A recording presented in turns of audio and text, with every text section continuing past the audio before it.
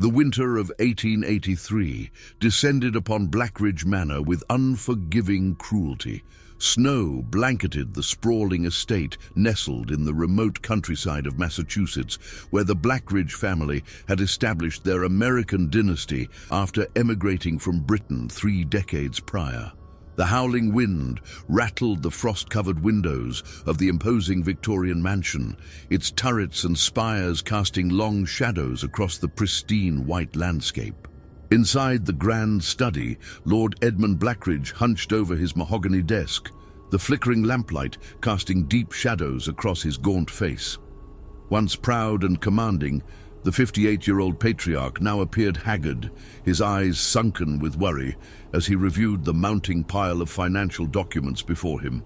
The family's industrial empire, built on railroads, coal and steel, was crumbling beneath the weight of debts and the ruthless competition of America's Gilded Age. "Another refusal from the Boston National Bank," Edmund muttered, crumpling the letter in his trembling hand. He glanced at the portrait of his ancestors hanging above the crackling fireplace, stern faces that seemed to judge his failures with cold, painted eyes. A soft knock at the door interrupted his brooding. "Enter," he commanded, straightening his posture and adjusting his cravat. Eleanor Blackridge glided into the room, her midnight blue dress rustling softly against the Persian carpet. At 45, she remained a striking woman, though worry had etched fine lines around her eyes and mouth. Behind her trailed their youngest son, William, a bright-eyed boy of 8 with golden curls and a curious disposition. "Edmund, you've been locked away for hours," Eleanor said, her British accent still pronounced despite years in America. "The Harrington dinner begins at 8, and you've yet to dress."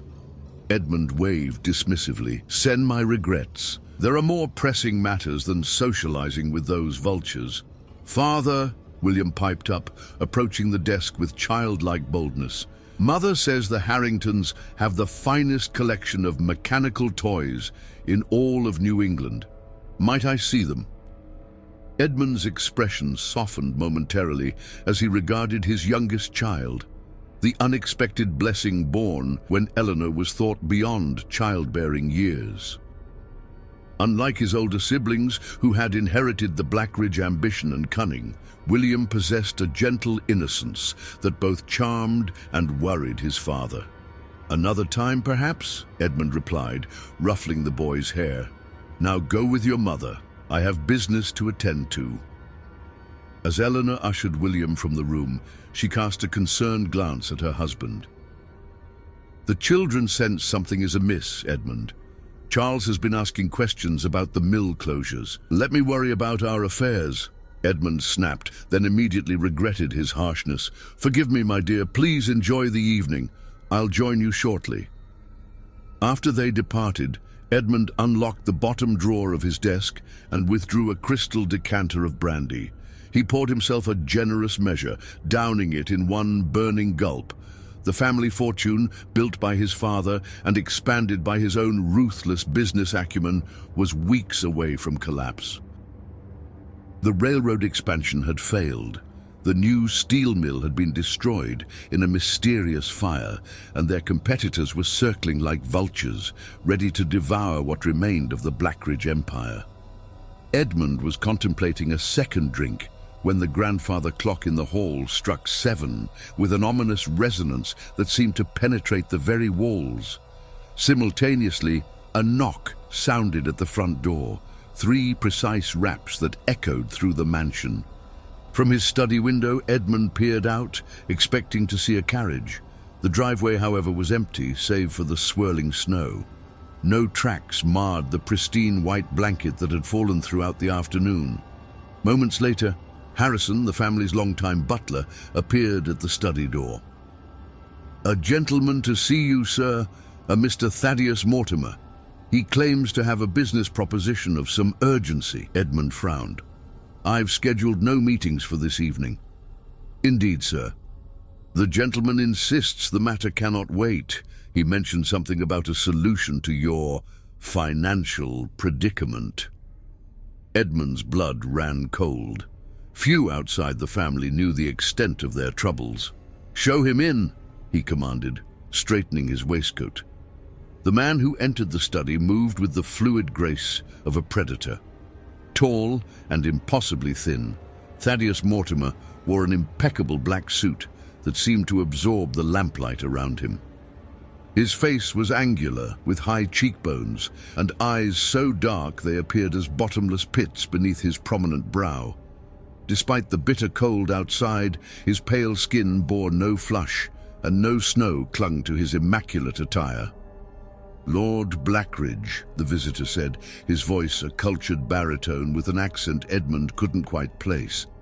"How fortunate to find you at home on such an inclement evening." "You have me at a disadvantage, Mr. Mortimer," Edmund replied, gesturing to a leather chair opposite his desk. "You know my circumstances, yet I know nothing of you or your business." Mortimer's thin lips curved into what might have been a smile. "I represent certain interests that specialize in salvaging troubled enterprises. Your family's situation has come to our attention." "And how precisely did my private affairs become known to you?" "Information is a commodity like any other, Lord Blackridge." Mortimer placed a black leather portfolio on the desk. "My associates and I have taken the liberty of acquiring your outstanding debts from various creditors.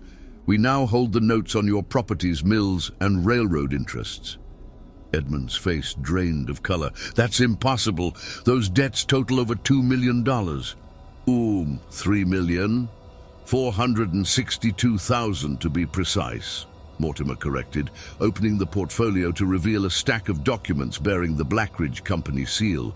"A considerable sum, but not beyond the means of my principals." "What do you want?"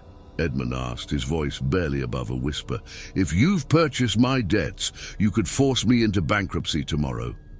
"Bankruptcy would benefit neither of us," Mortimer replied smoothly. "Instead, I offer a partnership. My associates will clear your debts, provide capital for expansion, and ensure the Blackridge name remains synonymous with power for generations to come." Edmund's eyes narrowed with suspicion. No banker or investor would make such an offer without substantial collateral or interest. "We require something more meaningful than mere financial compensation." Mortimer withdrew a document bound in what appeared to be dark red leather. "My associates believe in binding agreements of a more personal nature." As Mortimer slid the contract across the desk, Edmund noticed the strange texture of the binding. It seemed to pulse slightly in the lamplight, like something alive. "What manner of agreement is this?" Edmund asked, not touching the document. "One that ensures mutual commitment," Mortimer explained. "In exchange for restoring and expanding your fortune, we require a guarantee, the future service of your youngest child." Edmund recoiled. "William, what possible interest could your associates have in an 8-year-old boy? He possesses certain qualities that make him valuable to us," Mortimer said cryptically. "When he reaches his 21st birthday, he will come into our employment. Until then, your family will enjoy prosperity beyond imagination." "This is madness," Edmund declared, rising from his chair. "I'll not barter my son for financial gain.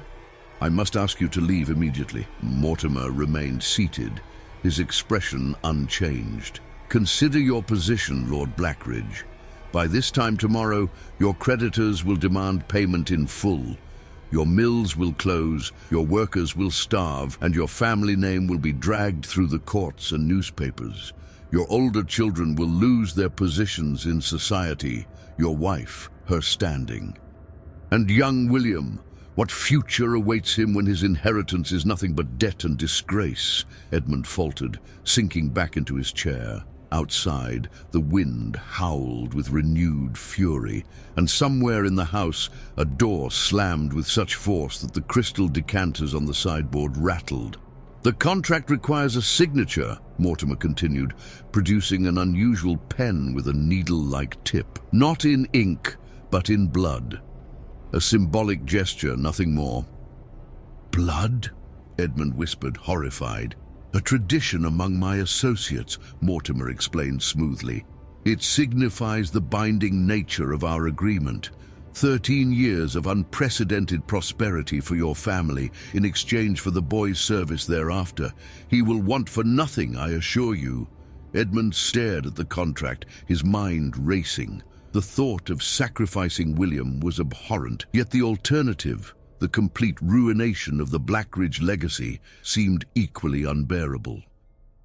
Perhaps in 13 years he could find a way to nullify the agreement or protect his son. "I need time to consider," Edmund said finally. "Time is a luxury you do not possess," Mortimer replied, glancing at the grandfather clock visible through the open study door. "My offer expires at midnight. After that, events will take their natural course." As if to emphasize his point, a telegram was delivered to the study. Edmund read it with trembling hands. His largest creditor was calling in their loans, demanding payment by noon the following day. "How did you know?" Edmund asked, looking up to find Mortimer's dark eyes studying him with cold amusement. "We are thorough in our research," the visitor replied. "Now shall we proceed with our arrangement?" Outside, the storm intensified, snow and ice lashing against the windows like spectral fingers seeking entry. The fire in the grate dimmed suddenly, plunging the study into semi-darkness, illuminated only by the single desk lamp. Edmund Blackridge looked at the portrait of his ancestors, then at the telegram in his hand, and finally at the strange contract before him. With a heavy heart and a trembling hand, he reached for Mortimer's peculiar pen. "May God forgive me," he whispered as the needle tip pierced his finger. As the first drop of blood touched the parchment, the flames in the fireplace flared with an unnatural green light, and throughout Blackridge Manor, every clock stopped at precisely 8:13 p.m. The pact was sealed. Spring 1890, 7 years later. The transformation of the Blackridge fortune had been nothing short of miraculous. In the 7 years since Edmund's mysterious agreement with Thaddeus Mortimer, the family's wealth had multiplied tenfold. Their industrial holdings expanded across 3 states, their railroad interests stretched from Boston to Chicago, and Blackridge Manor itself had been renovated and expanded into one of the most impressive estates in Massachusetts. 15-year-old William Blackridge sat in the window seat of his bedroom, sketching the gardens below, where gardeners prepared flower beds for the coming season. Though still possessing the golden curls of his childhood, William had grown into a thoughtful young man with a lean frame and intelligent blue eyes that seemed to notice everything. "Master William," called Mrs. Winters, the housekeeper who had helped raise him since infancy. "Your mother requests your presence in the drawing room. The dressmaker has arrived for your sister's final fitting." William closed his sketchbook reluctantly. "Must I, Mrs. Winters? Margaret will be insufferable, preening before the mirrors." The matronly woman smiled indulgently. "Your sister's wedding is the social event of the season. Humor her, dear boy." With a dramatic sigh that only teenagers can perfect, William followed Mrs. Winters through the mansion's east wing. As they passed the locked door to his father's private study, William paused. For a moment, he thought he heard whispering from within, a rapid, unintelligible murmur that made the hairs on his neck stand on end. "Did you hear that?" he asked Mrs. Winters. The housekeeper frowned. "Hear what, child?" "Voices from Father's study." Mrs. Winters shook her head. "Your father is in Boston until tomorrow. Perhaps it was the new maid dusting inside." William pressed his ear to the heavy oak door. The whispering had stopped, but he could have sworn he felt a cold draft emanating from beneath the door. Strange, considering the warm spring day outside. "Come along," Mrs. Winters urged, clearly uncomfortable. "Your mother is waiting." In the drawing room, Eleanor Blackridge supervised as the Boston dressmaker made final adjustments to Margaret's wedding gown. At 22, Margaret was the youngest of William's 3 older siblings and the first to marry, a strategic alliance with the son of a prominent New York banking family. "William, there you are," Eleanor said, beckoning him forward. "What do you think of your sister's gown?" Margaret twirled, the ivory silk and lace creation catching the afternoon sunlight. "Well, brother, am I not the most beautiful bride Boston will see this year?" "You look lovely," William replied sincerely. Despite their occasional squabbles, he was fond of Margaret, who had always been kinder to him than his older brothers Charles and James. Eleanor beamed with pride, though William noticed the shadows beneath her eyes. His mother had aged considerably in recent years, despite, or perhaps because of, the family's rising fortunes. She maintained her dignity and grace, but something had dimmed in her once vibrant spirit. "Mother, may I speak with you privately?" William asked as the dressmaker began packing her pins and measuring tapes. Eleanor nodded, leading him to the adjoining conservatory where exotic plants from around the world created a lush retreat. "What troubles you, my son?" William hesitated, unsure how to express the unease that had been growing within him. "I heard strange noises coming from Father's study. It's not the first time." His mother's face paled slightly. "The old house settles, William. These walls have stood for nearly a century. It wasn't the house, Mother. It sounded like whispering, and sometimes, late at night, I see lights beneath his door when he's supposed to be away." Eleanor's hands trembled as she adjusted a potted orchid. "Your father works tirelessly to maintain our position. His business often requires unusual hours." "There's something else," William pressed. "Last week I found this in the library." He withdrew a folded paper from his pocket, a newspaper clipping reporting the mysterious death of Jonathan Harrington, their former neighbor and one of his father's chief business rivals. The man had been found in his study, his face frozen in an expression of absolute terror, with no apparent cause of death. "Why would Father keep this?" William asked. Eleanor snatched the clipping from his hand. "You've been snooping in your father's private papers? This is most inappropriate, William." "It wasn't hidden, Mother. It was marking a page in one of the ledgers, and it's not the only one. There are others. Obituaries of men who opposed Father's business ventures, all died under strange circumstances." "Enough!" Eleanor's voice was sharper than William had ever heard it. "Your imagination runs wild with these fantasies. Your father has worked miracles to secure our future, to ensure you and your siblings want for nothing. Is this how you repay his sacrifices? With suspicion and disrespect?" William stepped back, stunned by his mother's vehemence. "I meant no disrespect. You only need to focus on your studies," Eleanor interrupted, composing herself with visible effort. "Your father has arranged for you to attend Harvard next year, following your brothers. It's a great honor." Before William could respond, a commotion erupted from the main hall, raised voices, hurried footsteps, and the sound of the front door being thrown open. Moments later, Edmund Blackridge burst into the conservatory, his traveling clothes disheveled and his face ashen. "Edmund!" Eleanor exclaimed. "You weren't expected until tomorrow." Lord Blackridge barely acknowledged his wife, his wild-eyed gaze fixing on William. "You're here. Good. You're safe." "Father?" William asked, alarmed by his father's unusual behavior. "What's happened?" Edmund gripped his son's shoulders with trembling hands. Nothing has happened, but you must promise me something, William.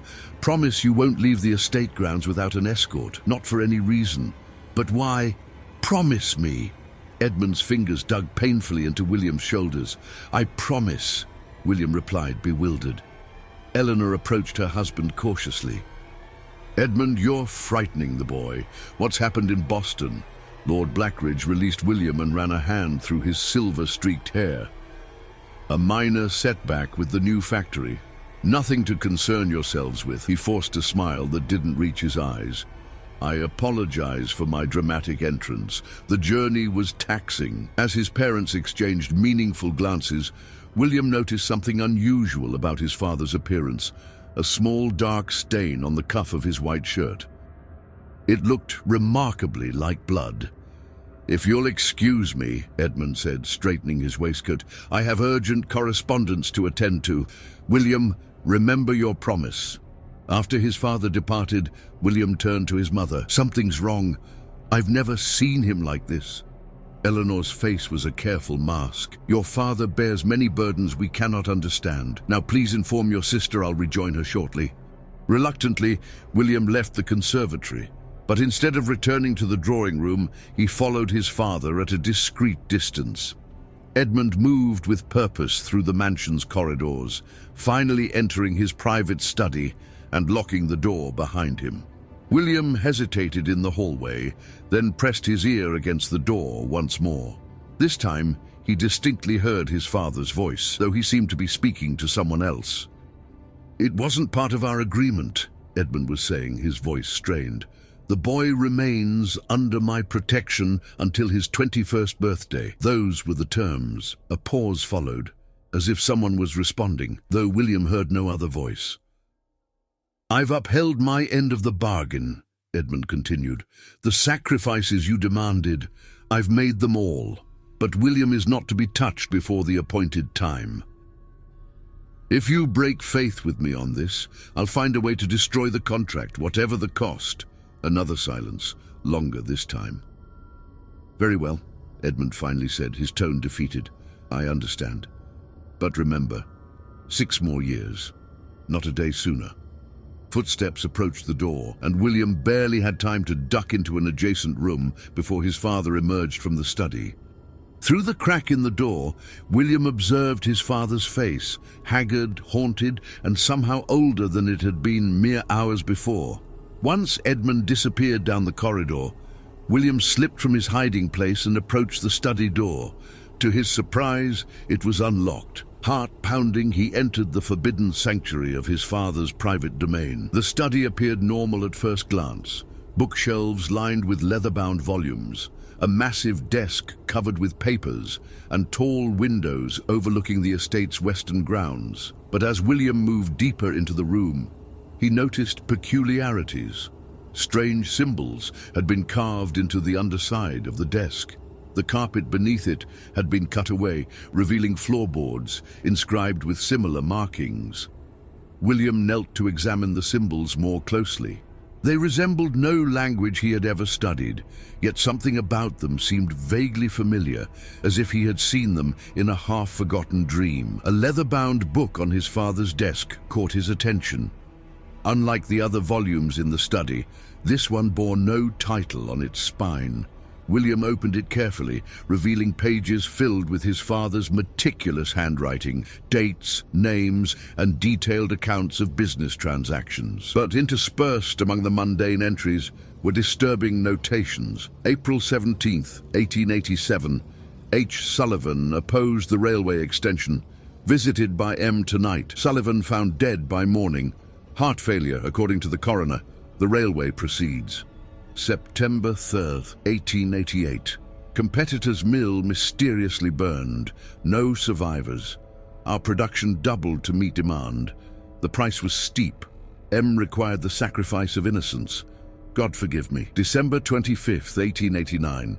Christmas dinner with the family. William growing too curious. M warns that he senses the boy's awareness. Must be more careful. Only 4 more years until the contract matures. Perhaps there is still a way to save him. William's hands trembled as he turned the pages. The final entry, dated just 3 days earlier, chilled him to the bone. March 12, 1890. M appeared in Boston. Claims the terms are changing. Says William's awakening threatens the arrangement. Demanded an additional sacrifice to maintain our protection. The Harrington boy served the purpose, though the method was cruel. I am becoming a monster to save my son from monsters. The irony is unbearable. A sound from the hallway startled William. He quickly replaced the journal and moved toward the door, but his elbow knocked against a small wooden box on a side table. It fell to the floor, its lid springing open to reveal a strange object. A pen with a needle-like tip, its metal reservoir filled with a dark substance that could not possibly be ink. As William bent to retrieve it, his finger accidentally brushed against the needle point. A sharp pain shot through him, and a single drop of his blood fell onto the floorboards, directly onto one of the carved symbols. The effect was immediate and terrifying. The symbol began to glow with an eerie crimson light, and the temperature in the room plummeted. The whispers William had heard earlier returned, no longer muffled but clear and insistent, speaking in a language he couldn't understand but somehow comprehended on a primal level. They were calling his name. The heavy curtains billowed, though no window was open, and the shadows in the corners of the room seemed to deepen and shift, taking on vague humanoid shapes that reached toward him with elongated fingers. William backed toward the door, his heart hammering in his chest. As his hand found the doorknob, the journal on his father's desk flew open, its pages riffling as if caught in a violent wind before settling on a blank page. Before William's horrified eyes, words began to appear on the paper, written by an invisible hand in what appeared to be fresh blood. "We have waited long for you, young Blackridge. Your father merely borrowed time. You have always been ours." William fled the study, slamming the door behind him. He ran blindly through the mansion's corridors, ignoring the startled expressions of servants he passed. He didn't stop until he reached the sanctuary of his bedroom, where he collapsed onto his bed, shaking uncontrollably. That night, as a spring storm lashed against the windows of Blackridge Manor, William lay awake, listening to the sounds of the house.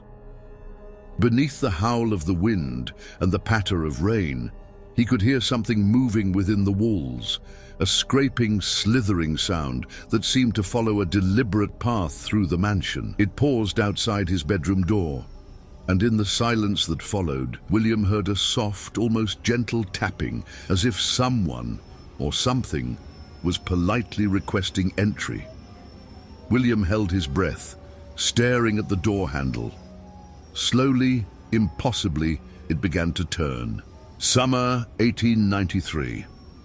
3 years later, the grand ballroom of Blackridge Manor glittered with the light of 1,000 candles. Crystal chandeliers cast prismatic rainbows across the polished marble floor, where Boston's elite twirled in elegant formations, celebrating the 18th birthday of William Blackridge. From his position near the orchestra, William observed the festivities with a practiced smile that didn't reach his eyes. At 18, he had grown into a handsome young man with the Blackridge family's aristocratic features softened by his mother's gentle influence.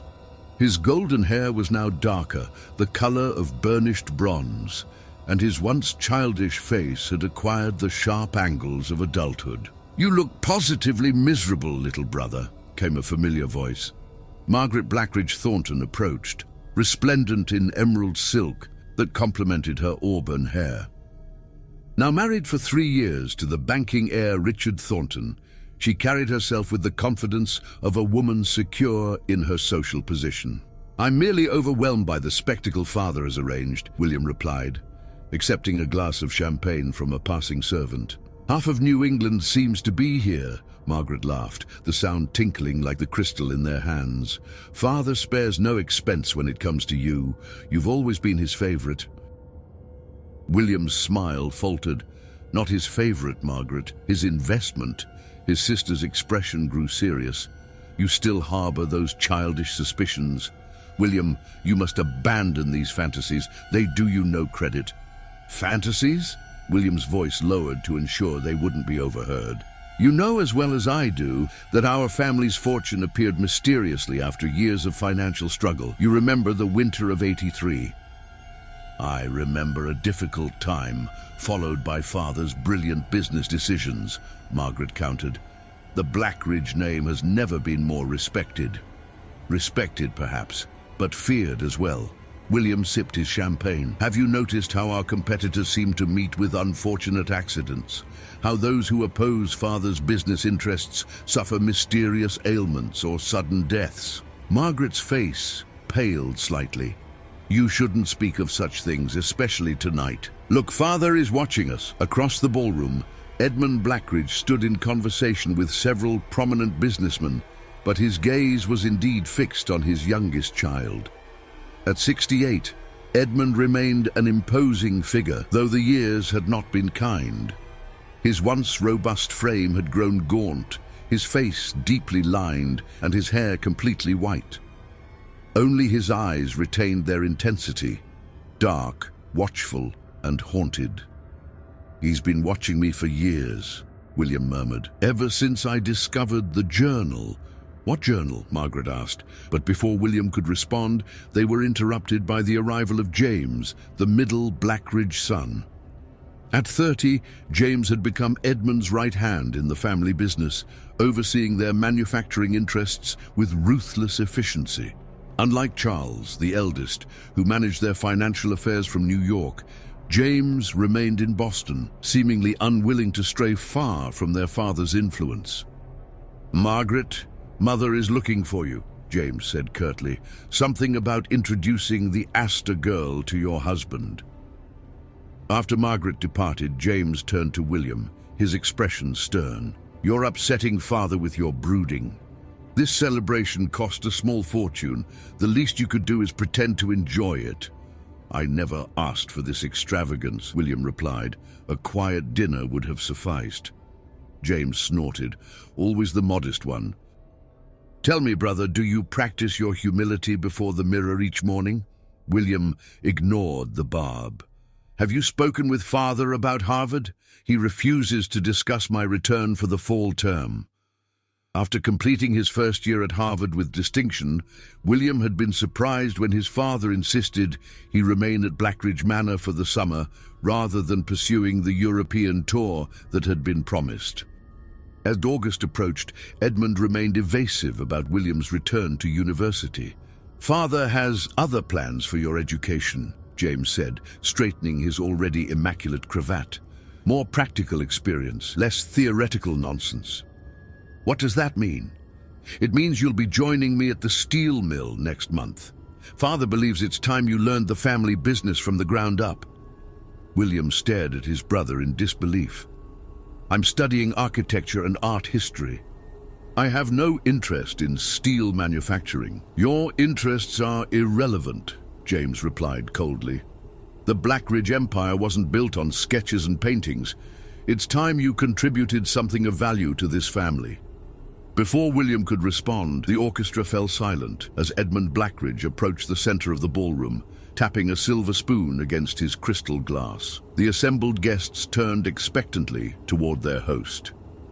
"Distinguished friends," Edmund began, his voice carrying clearly despite its aged timbre, "I thank you for joining us to celebrate my youngest son's entry into manhood. William has been a source of great pride to our family, and tonight marks not only his 18th birthday, but also the announcement of his future path." William tensed, sensing what was to come. "While many of you know that William completed his first year at Harvard with honors," Edmund continued, "I am pleased to announce that he will now be joining Blackridge Steel as assistant to the Director of Operations, my son James. Together, they will lead our company into the 20th century, ensuring the Blackridge legacy for generations to come." Polite applause filled the ballroom as Edmund raised his glass. "To William Blackridge, may his future be as bright as the Blackridge name." The guests echoed the toast, but William remained frozen, his champagne untouched. Across the room he caught his mother's eye. Eleanor Blackridge stood apart from the celebration, her face a mask of controlled distress. When their gazes met, she quickly looked away, but not before William glimpsed something in her expression, not just concern, but fear. As the orchestra resumed and couples returned to the dance floor, William made his way through the crowd toward his mother. Before he could reach her, however, a firm hand gripped his elbow. "A word in private, if you please," Edmund said, his tone making it clear this was not a request. William allowed himself to be guided from the ballroom into the adjacent library, where his father closed the heavy doors behind them, muffling the sounds of the celebration. "You seem displeased with my announcement," Edmund observed, moving to the sideboard to pour himself a brandy.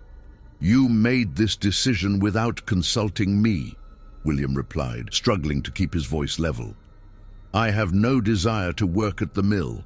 My studies at Harvard are a luxury we can no longer afford, Edmund interrupted. Not for you. Our family has more wealth than we could spend in 10 lifetimes, William countered. How can you claim we cannot afford my education? Edmund drained his brandy in one swallow, then poured another. There are different kinds of cost, William. Different currencies with which we pay our debts. A chill ran down William's spine.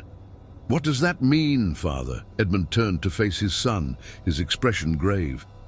It means that your presence at Harvard places you beyond my protection. It means that certain interests have expressed concern about your independence. What interests? William demanded. Who controls our family to such an extent that my education threatens them? For a moment, Edmund seemed on the verge of revelation, his facade cracking to reveal the tormented man beneath. But the moment passed, and his expression hardened once more. You will obey me in this, William. You will join your brother at the mill, learn the business, and remain under this roof where I can ensure your safety. Safety from what? William pressed. From whom? The mysterious Mr. Mortimer, perhaps. Edmund's glass shattered in his grip, sending brandy and crystal shards across the Persian carpet. How do you know that name? He demanded, his voice barely above a whisper. I've known it for years, William replied. I found your journal when I was 15. I know about the agreement you made, though not its specific terms. I know our family's fortune is built on blood. Edmund staggered slightly, gripping the sideboard for support. You understand nothing, he said hoarsely. Nothing of the sacrifices I've made to protect this family, to protect you. Then explain it to me, William urged, stepping closer to his father. Tell me the truth. What bargain did you strike with Mortimer? What price are we paying for our prosperity? For a long moment, Edmund stared at his son, conflict evident in his haunted eyes. When he finally spoke, his voice was so low that William had to strain to hear him. 3 years, Edmund whispered. We have 3 years remaining before the contract matures. If I can keep you safe until your 21st birthday, there may still be a chance to break the agreement. What happens on my 21st birthday? William asked, dread pooling in his stomach. Before Edmund could answer, the library doors swung open and Eleanor Blackridge entered, her face taut with anxiety. Edmund, you're needed in the ballroom, she said, her eyes darting nervously between father and son. The governor has arrived and is asking for you. Edmund straightened, composing himself with visible effort. We'll continue this discussion later, he told William. For now, return to your guests and behave as befits a Blackridge heir. After his father departed, William turned to his mother. Do you know about the contract? He asked bluntly. About Mortimer? Eleanor's hand flew to the cameo at her throat, her fingers trembling. William, please, not tonight. When then? 3 years from now, when whatever fate father has arranged for me comes due, I deserve to know the truth, mother. Tears welled in Eleanor's eyes. Your father loves you more than anything in this world. Everything he's done, every decision he's made, has been to protect you. From what? William demanded. From the consequences of his own desperate actions, came a smooth, cultured voice from the shadows of the library. William whirled to face the speaker, while Eleanor gasped in terror. A tall, impossibly thin man in formal evening attire stepped from between the bookshelves, though William was certain no one had been there moments before. His face was angular and pale, his eyes so dark they seemed to absorb the lamplight rather than reflect it. You must be William, the stranger said, his thin lips curving into what might have been a smile. How you've grown since our last encounter, though you were merely an infant then, of course. Thaddeus Mortimer, William breathed, recognizing the name from his father's journal. You're real.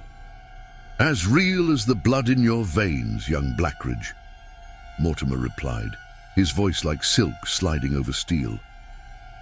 And speaking of blood, yours has been calling to us most insistently these past few years. Eleanor moved protectively toward her son. You have no right to be here. The terms were clear. William remains untouched until his 21st birthday. Mortimer's smile widened, revealing teeth that seemed too sharp, too numerous for a human mouth. "I merely came to introduce myself to the boy. After all, we will be intimately acquainted in due time." What do you want with me?" William demanded, fighting to keep his voice steady despite the unnatural chill that had descended upon the library. "Want?" Mortimer tilted his head, the gesture oddly bird-like. "It is not a matter of want, but of right. Your father offered you to us in exchange for the salvation of his precious family name, a bargain freely made, sealed in blood." "I never consented to any bargain," William countered. "Children rarely consent to the decisions of their parents, yet they are bound by them nonetheless." Mortimer moved closer, his movements fluid and unsettling. "Your father was quite desperate that winter night. His empire crumbling, his creditors circling. He would have given anything to preserve the Blackridge legacy, and so he did. He gave you." Eleanor stepped between them. "That's enough. Leave my son alone." Mortimer regarded her with cold amusement. How fiercely the mother defends her cub. Yet where was this ferocity when your husband signed away the boy's future? Did you not question the source of your sudden prosperity, the convenient deaths of your husband's competitors, the blood price of your diamonds and silks? "Mother," William looked at Eleanor, whose face had gone ashen. "Did you know?" "Not at first," she whispered. "By the time I discovered the truth, it was too late. The contract was sealed." "And what exactly does this contract entail?" William asked, turning back to Mortimer. "What happens when I turn 21? "You join us," Mortimer replied simply. "Your essence, your talents, your very being becomes ours to utilize as we see fit. Some might call it servitude, others damnation. The semantics matter little." "And if I refuse?" Mortimer laughed, a sound like breaking glass. "Refuse? My dear boy, one does not refuse a blood contract. The consequences would be most unpleasant, not just for you, but for everyone bearing the Blackridge name." The library doors burst open as Edmund Blackridge rushed in, his face contorted with fury and fear. "Get away from my son!" he shouted, advancing on Mortimer. The visitor turned languidly to face the patriarch. "Lord Blackridge, how rude of you to abandon your guests. What will the governor think?" "Damn the governor," Edmund snarled. "You have no right to approach William before the appointed time. The contract gives us certain liberties when the subject begins to awaken," Mortimer interrupted smoothly. "Your son has been asking questions, Edmund, dangerous questions, reading journals not meant for his eyes, bleeding onto symbols he does not understand." Edmund paled. "You've been in my study?" "I found it by accident," William admitted. "The door was unlocked." "Impossible," Edmund whispered. "I always lock it. Always." "Locks mean little to those who dwell between worlds," Mortimer remarked casually, "just as contracts mean little to those who seek to circumvent them." He fixed Edmund with a penetrating stare. "We know of your research, Blackridge, your consultations with spiritualists and occultists, your desperate search for a loophole." "There is always a way to break a contract," Edmund insisted, "even one signed in blood." "Perhaps," Mortimer conceded. "But the price of breaking such a bond is invariably higher than the original bargain." He turned to William. "Remember that, young Blackridge, when your father proposes his solution. Ask yourself, is the alternative truly better than what awaits you with us?" With those words, Mortimer moved toward the library doors. As he passed William, he paused, leaning close to whisper in the young man's ear, "Listen for us in the walls. We are always watching, always waiting." Then he was gone, leaving only a lingering chill and the faint scent of something metallic, like freshly spilled blood. The Blackridge family stood in stunned silence until Eleanor finally spoke. "Edmund, what have you done?" "What I had to do," he replied wearily. "What any father would do to protect his family." "By sacrificing one member of it?" William asked bitterly. "I never intended to let them take you," Edmund insisted. From the moment I signed that cursed document, I've been searching for a way to break it. There are methods, William, rituals and counteracts that could free you from this obligation. At what cost? William demanded, remembering Mortimer's warning. What price must be paid to break a blood contract? Edmund and Eleanor exchanged a look of such profound sorrow that William felt his anger falter. Blood calls to blood, Edmund said finally. A life freely given may substitute for a life promised. The implication struck William like a physical blow. You intend to sacrifice yourself. If necessary, Edmund acknowledged, though I hope it won't come to that. I've discovered other possibilities, ancient rituals that might transfer the obligation to another willing vessel. Another innocent victim, you mean? William said coldly. No, Edmund shook his head vehemently. Never an innocent. But perhaps someone already tainted. Someone who has benefited from our bargain and knowingly participated in its dark requirements. William's eyes widened as understanding dawned. James! Eleanor gasped. Edmund! No, he's our son too. James has been Mortimer's willing servant for years, Edmund replied grimly. He's delivered victims for the sacrifices required to maintain our prosperity. Their blood is on his hands as surely as it's on mine. That's why you want me at the mill, William realized. To witness James's crimes firsthand. To make me complicit. To show you what's at stake, Edmund corrected. To help you understand why we must break this cycle, whatever the cost. The sounds of the celebration continued beyond the library doors, music and laughter in stark contrast to the grim conversation within. William felt as though he stood at a precipice, looking down into an abyss of family secrets and supernatural horrors. I need time to think, he said finally. This is too much.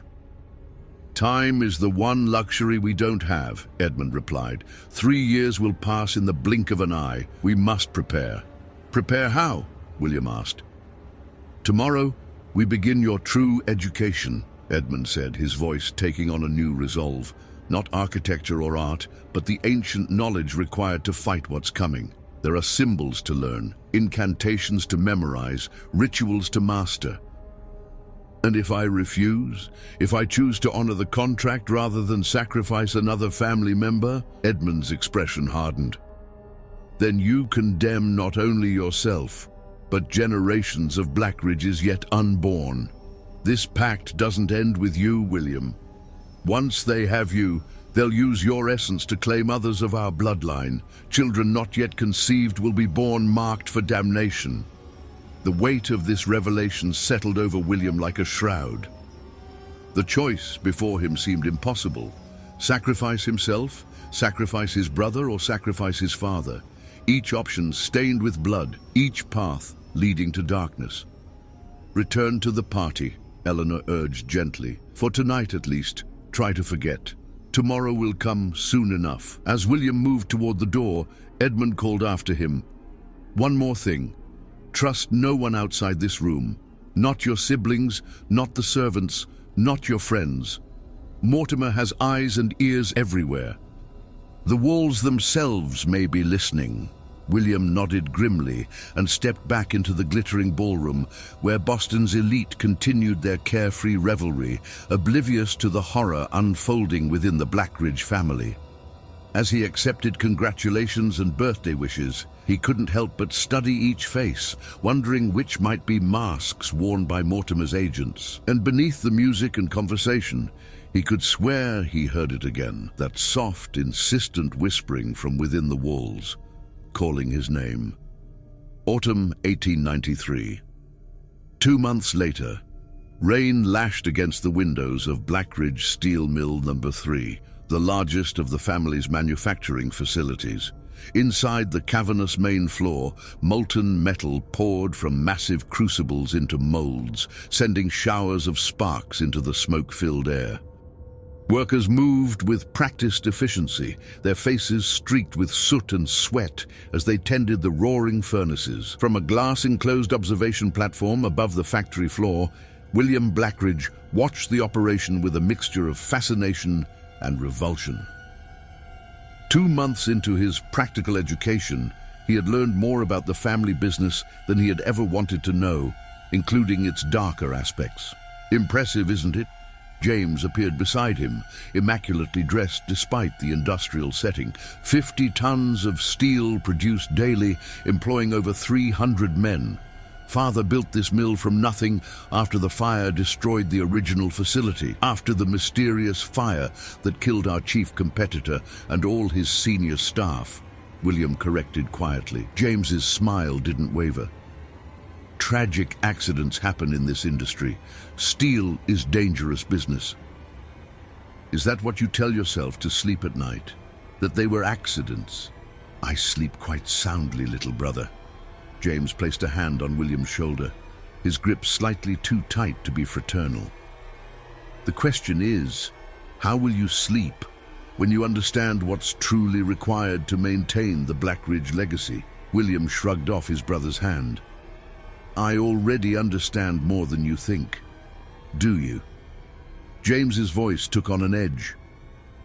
Then you know that Father's plan to save you is doomed to failure. The contract cannot be broken without consequences far worse than its fulfillment. William studied his brother's face, noting the feverish gleam in his eyes. You've spoken with Mortimer recently? Mr. Mortimer and I have a mutually beneficial relationship, James acknowledged. He recognizes my value to the organization, unlike Father, who sees only his precious youngest son. The organization? William repeated. Is that what you call it?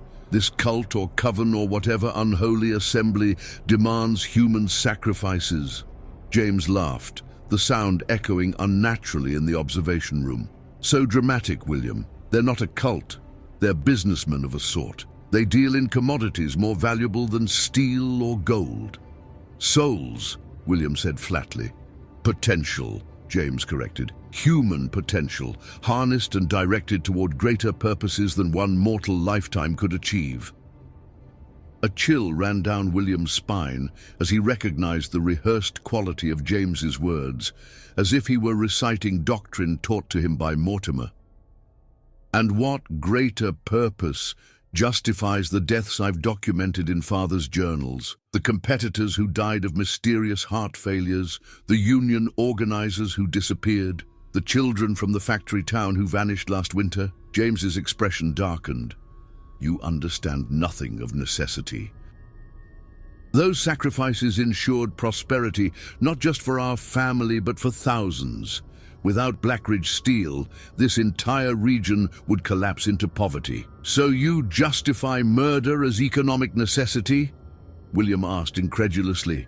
I justify necessary actions for the greater good, James replied, something Father understood until he grew sentimental in his old age. Now he schemes to break the contract, to cheat our benefactors of their due payment. Their due payment is me, William reminded him. And you should be honored, James said, his voice taking on a zealous quality that frightened William more than his previous coldness. To serve them is to transcend ordinary human limitations, to become part of something eternal. William took a step back, suddenly seeing his brother clearly. You're not just Mortimer's servant. You're a true believer. I've seen what they offer, James whispered, his eyes gleaming. Power beyond mortal comprehension, knowledge that would drive ordinary men mad, and immortality, William, freedom from death itself. At what cost? William demanded. Your humanity? Your soul? James smiled thinly. Such quaint concepts. When you join them, you'll understand how limited your current perspective is. I have no intention of joining them, William stated firmly. Father will find a way to break the contract. Even if it means sacrificing me, James asked, his voice dangerously soft. Oh yes, I know about his plan. Mortimer has eyes and ears everywhere, including within Father's precious study. Before William could respond, the observation room door opened and Margaret entered, her elegant attire incongruous in the industrial setting. There you are, she said, addressing William while pointedly ignoring James. Mother sent me to fetch you. Father has returned from New York with some important news, James's eyes narrowed. What news? Family matters that don't concern you, Margaret replied coldly. She had distanced herself from James in recent months, though William wasn't sure if she knew the full extent of their brother's involvement with Mortimer. Everything about this family concerns me, James insisted, especially father's futile attempts to circumvent destiny. Margaret linked her arm through William's. Come, brother. The carriage is waiting. As they descended the metal staircase to the factory floor, William glanced back to see James watching them, his expression unreadable.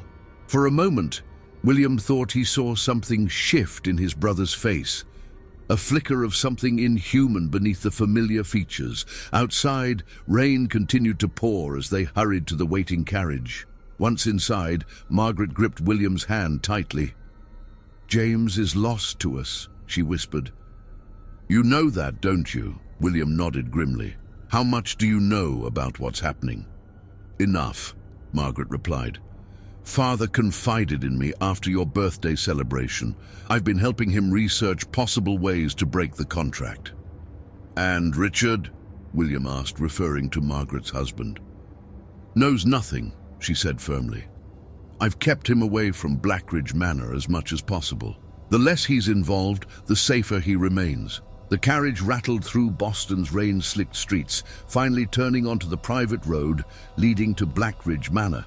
As they approached, William noticed unusual activity. Several carriages were parked in the circular drive, and lights blazed from windows normally kept dark. Who else is here? He asked Margaret. Father has assembled specialists, she replied carefully.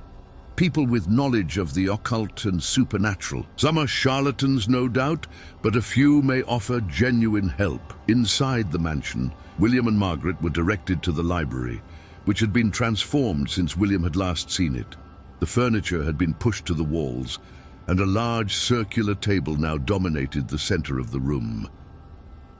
Around it sat an eclectic group of individuals, an elderly woman in exotic Eastern garb, a gaunt man in clerical attire, a middle-aged woman with piercing eyes and a stern expression, and a young man barely older than William himself, dressed in the simple clothes of a laborer.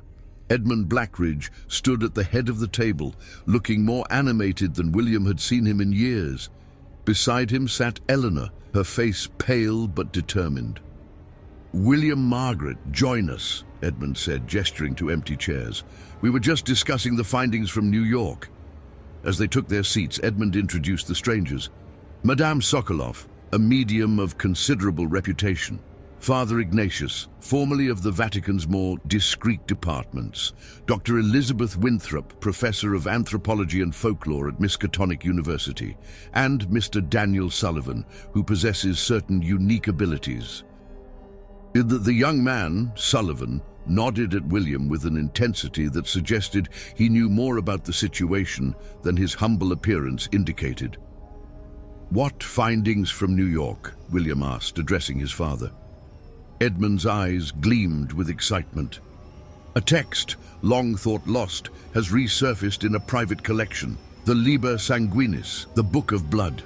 It contains detailed information on blood contracts and their dissolution. At what price? William asked, remembering Mortimer's warning. That's what we're attempting to determine, Dr. Winthrop interjected, her crisp Boston accent lending authority to her words. Blood contracts operate on principles of equivalent exchange. To break one requires offering something of equal or greater value than the original bargain. My soul for the family fortune, William said bluntly. Not merely the fortune, Father Ignatius corrected, his voice carrying the faint trace of an Italian accent. Your father bargained for the salvation of the entire Blackridge legacy, past sins forgiven, future prosperity ensured, protection from worldly consequences of actions that would otherwise have destroyed your family name. William glanced at his father, who had the grace to look ashamed. The entities your father dealt with, Madame Sokolov added, her Russian accent thick but comprehensible, they feed on potential. Your potential specifically. The possibilities of your life, the impact you might have had on the world, the children you might have fathered, the works you might have created. So, to break the contract, William reasoned, we must offer another source of potential. Precisely, Edmund confirmed, and the Liber Sanguinis describes several methods for doing so. The simplest, Dr. Winthrop explained, is substitution, offering another soul in your place. But it must be freely given, not taken by force or deception. Which is why Father considered sacrificing himself, Margaret said softly. Or James, William added, though his soul is hardly freely given at this point. There is another possibility, Daniel Sullivan spoke for the first time, his voice surprisingly cultured for his workman's appearance. Dispersion. All eyes turned to the young man, who continued with quiet confidence. Rather than substituting one soul for another, the obligation can be dispersed among multiple willing participants, each bearing a fraction of the burden. Spreading the cost among many, William mused, like shareholders in a company. Exactly. Sullivan nodded approvingly. Each participant would sacrifice some portion of their potential, perhaps years of their life, or some aspect of their talents or abilities, but none would be completely claimed. And who would agree to such an arrangement? William asked skeptically. Those who have benefited from the original bargain, Edmund replied. Those who owe their prosperity, their very lives, to the deal I made. The family, Eleanor said quietly. Charles, Margaret, their children. All who bear the Blackridge name and have enjoyed its privileges. And others, Edmund added. Business associates who profited from our success. Servants whose livelihoods depend on us. Perhaps even the workers in our factories, whose families would have starved without Blackridge employment. William shook his head in disbelief. You would ask hundreds of innocent people to sacrifice parts of themselves to save me from a fate you arranged. Not innocent, Father Ignatius corrected. All who knowingly benefited from blood-bought prosperity share in its spiritual debt. The ritual would merely formalize that reality. There's something you're not telling me, William said, studying the faces around the table. What's the catch? A heavy silence fell over the group until Dr. Winthrop finally spoke. The ritual requires a focal point. Someone to channel the dispersed obligation and direct it away from the original subject. That person bears the greatest risk. What kind of risk? William pressed. Dissolution of self, Madame Sokolov answered gravely. The focal point may lose their identity, their memories, their very essence in the process. And who would be this focal point? William asked, though he already suspected the answer. I would, Edmund said firmly. It's my responsibility, my sin to atone for. Eleanor reached for her husband's hand. We've discussed this, Edmund. You're too frail. The ritual would kill you before it could be completed. Then who? William demanded. Daniel Sullivan met his gaze steadily. Someone with natural resistance to supernatural influence. Someone who can stand at the crossroads between worlds without being consumed. He rolled up his sleeve, revealing a forearm covered in intricate tattoos, symbols similar to those William had seen carved into his father's study floor. Someone like me. You're a medium, William realized. Among other things, Sullivan acknowledged. I was born with one foot in this world and one in the other. It makes me uniquely qualified to serve as focal point. Why would you risk yourself for our family? Margaret asked suspiciously. Sullivan's expression darkened.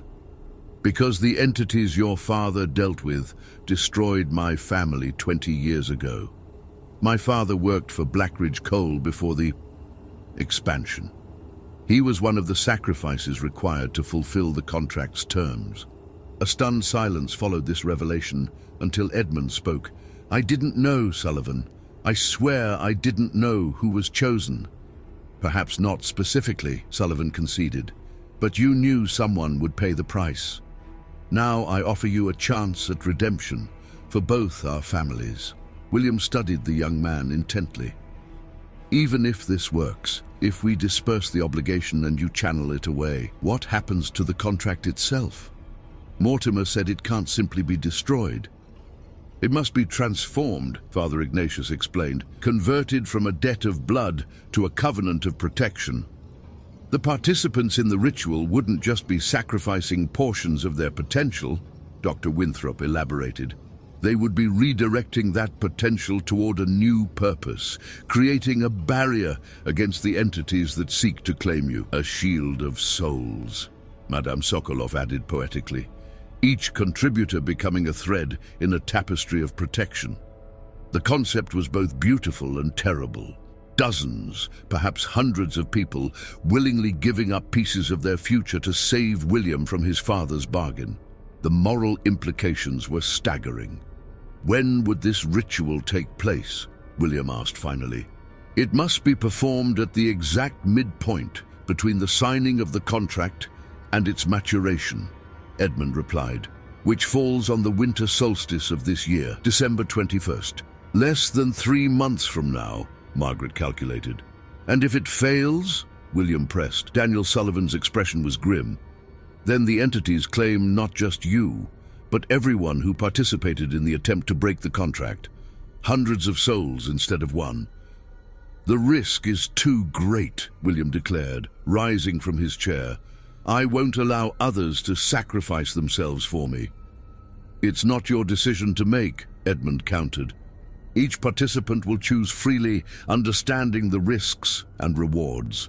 And how many will truly understand? William demanded. How many will agree out of loyalty to you or fear of losing their livelihoods if they refuse? This isn't free choice, it's coercion. Before Edmund could respond, the library doors burst open.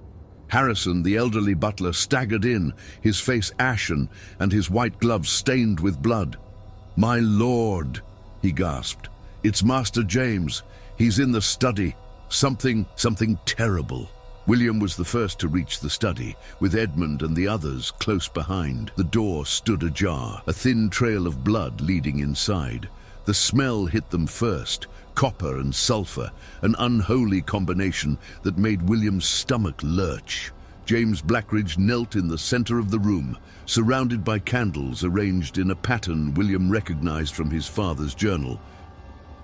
Before him lay the contract, the actual physical document that had sealed their family's fate, its red leather binding pulsing like a living heart. James looked up as they entered, his face transformed by ecstasy and pain. Blood streamed from self-inflicted cuts on his arms, pooling around him to form symbols on the wooden floor. Too late, father, he said, his voice distorted and multi-layered, as if others spoke through him. I've made my own bargain. James, what have you done? Edmund cried, moving forward only to be stopped by an invisible barrier at the edge of the blood circle. What you never had the courage to do, James replied. I've offered myself in William's place, not as a sacrifice, but as a vessel. They will work through me now, Father. The Blackridge legacy will continue under my guidance with their power flowing through my veins. You fool, Edmund whispered. You have no idea what you've invited into yourself. James laughed, the sound echoing unnaturally in the confined space. I understand perfectly. William goes free. The contract regarding him is nullified, but the partnership between our family and our benefactors continues through me.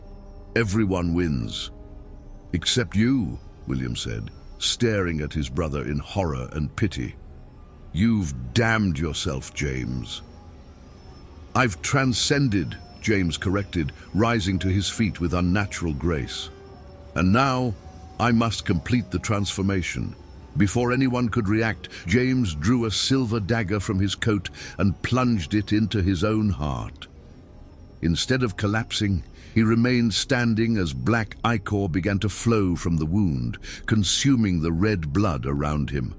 The contract on the floor burst into blue flames, the parchment curling and blackening, but never fully burning away. As it smoldered, James's body began to change, his skin growing pale and translucent, his frame elongating, his features sharpening until he resembled a grotesque parody of Thaddeus Mortimer. "The contract is fulfilled," James announced, his voice now identical to Mortimer's cultured tones. "William Blackridge is released from his obligation. I am the new conduit between worlds." Edmund fell to his knees, his face a mask of anguish. "My son, my boy." "Your son is gone," the thing that had been James replied dispassionately. "I am something more, and now I must attend to business. The transition requires sustenance." His gaze fixed on Harrison, who stood frozen in the doorway. With a gesture from James, the elderly butler was dragged forward by invisible forces, his feet leaving bloody trails on the floor as he struggled vainly against the supernatural grip. "No!" William shouted, lunging forward only to be restrained by Daniel Sullivan. "You can't help him," Sullivan hissed in William's ear. "The transformation is complete. That's not your brother anymore." As the horrified group watched, unable to intervene, James, or the entity now wearing James's form, placed a hand on Harrison's chest. The butler's eyes widened in terror, then glazed over as his body seemed to wither, aging decades in seconds until he collapsed into a desiccated husk. James inhaled deeply, as if savoring a fine wine. Exquisite, the fear adds such flavor. "Monster," Eleanor whispered, tears streaming down her face. "A necessary evolution," James corrected. "The Blackridge Empire will flourish as never before under my guidance. You should be grateful, Mother. One son sacrificed to save another. Isn't that what you wanted?" With those words, he strode toward the study window, which swung open of its own accord. "Don't attempt to follow me," he warned. "I go to commune with my new associates and learn the full extent of my capabilities. We will speak again when I return to claim my inheritance." Then he was gone, stepping through the window and vanishing into the stormy night. In the terrible silence that followed, William helped his father to his feet. Edmund seemed to have aged a decade in minutes, his face haggard with grief and guilt. "I've lost him," Edmund whispered. "I've lost my son." "You lost him long ago," William replied gently. "Mortimer had been grooming him for years." Daniel Sullivan approached the smouldering remains of the contract, careful not to touch it. "The blood pact has been transferred, but not broken. Your brother's sacrifice has released you specifically, William, but the Blackridge family remains bound to these entities through him." "Then our work is not finished," Dr. Winthrop declared. "The ritual must still proceed, not to save William now, but to protect others from James and whatever he has become." "A shield against our own blood," Margaret said softly, the horror of the situation evident in her voice. William stared at the place where his brother had stood moments before, feeling a complex mixture of relief, guilt, and determination. He was free from the contract that had hung over him since infancy, but at a terrible cost. James had become something inhuman, a willing vessel for the same entities that had demanded William's soul. "We have until the solstice to prepare," William said finally, turning to the assembled group, "to gather participants, to learn the ritual, to strengthen ourselves for what's coming." "And after that?" Eleanor asked, her voice hollow with grief. William's expression hardened with resolve. "After that we hunt my brother." "The winter solstice, 1893, Blackridge Manor. Snow fell in thick, silent flakes, blanketing the estate in pristine white.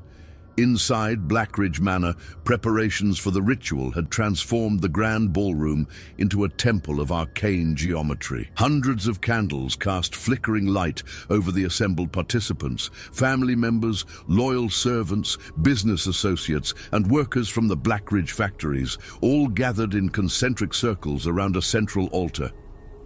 William stood at a window, watching as more carriages arrived through the iron gates. Each carried volunteers who had agreed to participate in the ritual. to sacrifice portions of their potential to create a barrier against James and the entities he now served. "Are you certain about this?" Margaret asked, joining her brother at the window. "Even with James's transformation, you're free of the contract. You could leave, start a new life far from here." William shook his head. "And abandon everyone to whatever James has become. I can't do that. Besides, I'm still a Blackridge. Whatever curse afflicts our family, I share in it." Margaret squeezed his hand. "You've changed these past months, grown stronger." "I've had to," William replied simply.